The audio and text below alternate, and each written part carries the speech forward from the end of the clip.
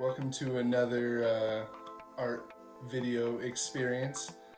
This project, like so many other projects, started off from cleaning my closet where I keep all my art supplies, and there is a ton of them in there, but somehow not always the ones I want. I've been doing a lot of marker videos lately, and I really enjoy the markers, so I wanted to try something that's similar but not quite the same.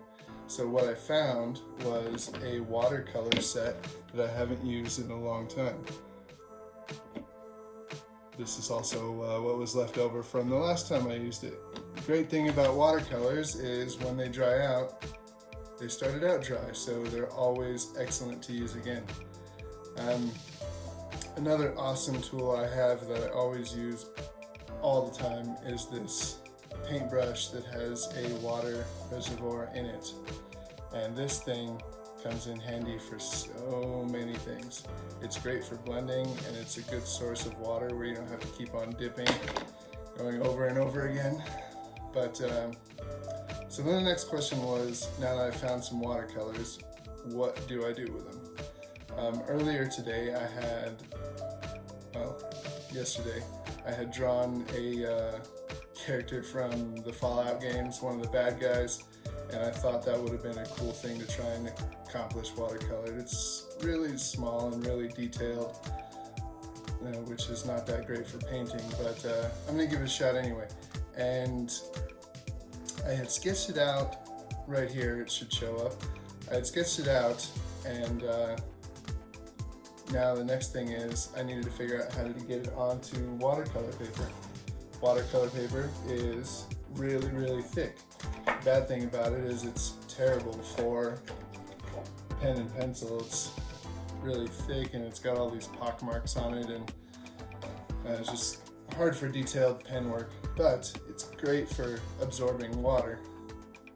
So here's the problem. I sketched something out on regular paper and I needed to get it over to that watercolor paper. What we used to use back in the day, or well before I was born probably, but that's a light box. I happen to have a light box installed on my table.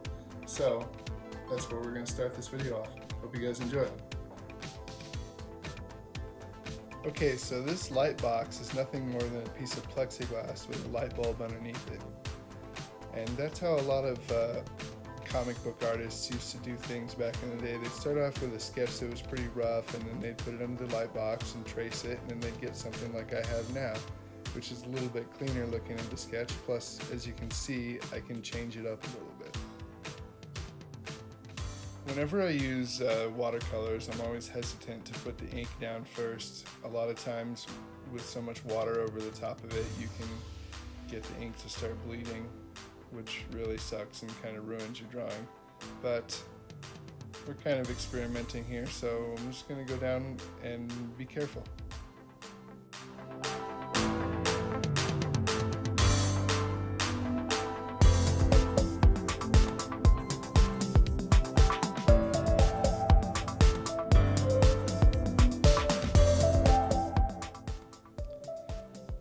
This guy is supposed to be really gnarly looking and really disgusting. He's a radioactive monster wandering the wasteland, ready to kill you.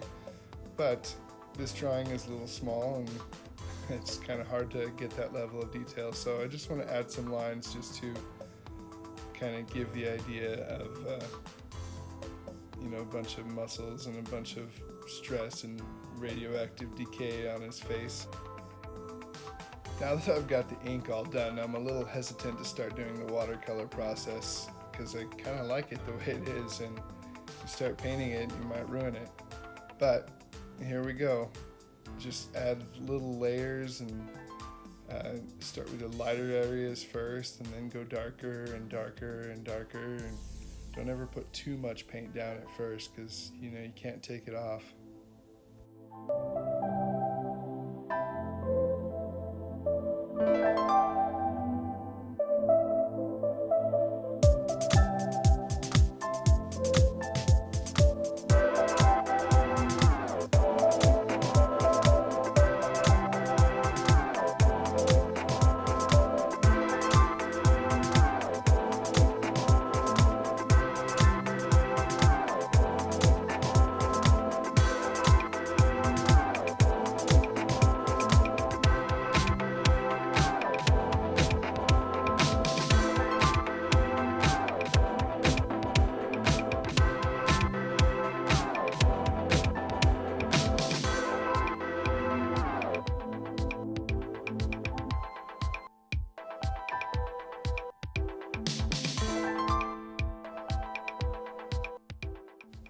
This was almost my stopping point here, and I decided to just let it dry for a while, and all the colors sort of got lighter than when I initially had put them down.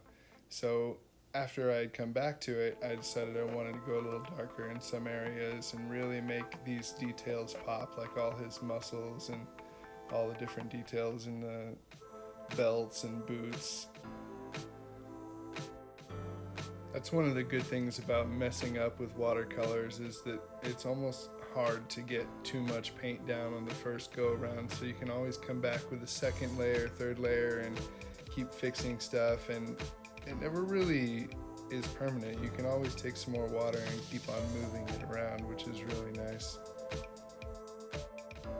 The final step was to add a background. I really just wanted to give the idea of a ruined, horrible desert wasteland without putting too much detail in it. It's just back there, it's just not doing very much. There's not too many hard edges or lines, but it still gives you the idea of where he might be. I hope you guys really enjoyed this video. It went by in a couple of minutes, but it actually took several hours to do, and I'm super satisfied with the results. Just remember that everything takes a little bit of time, and all these layers on top of layers really improve the final product.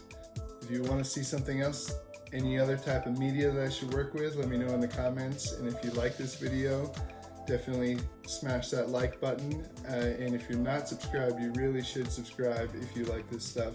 Subscribe button should be right up there somewhere. And we'll see you next time. Thanks a lot.